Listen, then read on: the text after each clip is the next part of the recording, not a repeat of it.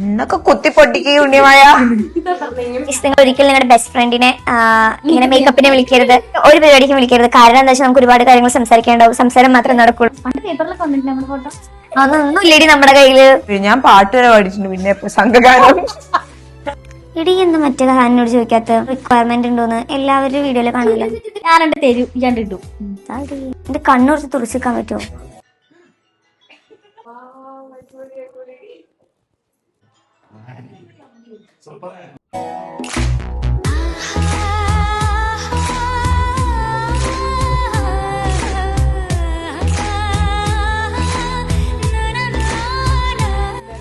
ചിരിക്കെന്തെങ്കിലും അപകടമുണ്ടോ?